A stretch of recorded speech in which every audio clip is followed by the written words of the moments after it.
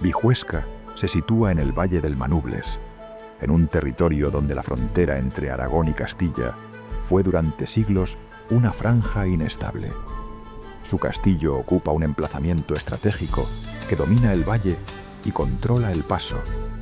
El origen de la fortaleza se remonta a la época islámica.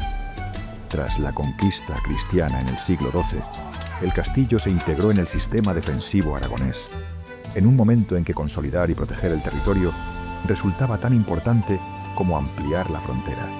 Bajo el impulso de Alfonso I de Aragón, plazas como Vijuesca pasaron a formar parte de una red de castillos destinados a asegurar las comunicaciones y sostener el control del territorio. El conjunto fortificado se organiza en 3 recintos murados y escalonados. El recinto superior, el más sólido, conserva restos de murallas con saeteras y almenas abiertas hacia el desfiladero. Los recintos inferiores completaban el sistema y ofrecían espacio de refugio y apoyo en momentos de peligro. En un conflicto en el que el control de los castillos era fundamental para dominar el territorio, Vijuesca se convirtió en un objetivo estratégico. En 1357 se reforzaron sus defensas y el lugar llegó incluso a despoblarse temporalmente. A lo largo de la guerra, la fortaleza fue tomada y recuperada en distintas ocasiones, reflejo de una frontera inestable. Con el paso del tiempo, la historia militar del castillo se entrelazó con la tradición religiosa.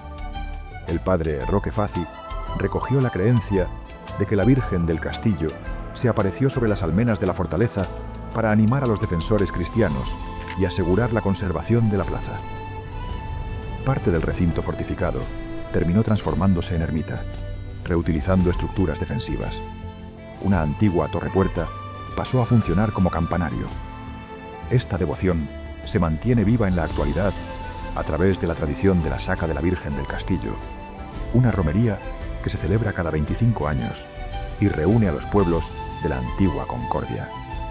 Más que una procesión, es un encuentro que recuerda la historia compartida de estas comunidades, unidas durante siglos por la frontera, los caminos y la necesidad de defender un mismo territorio.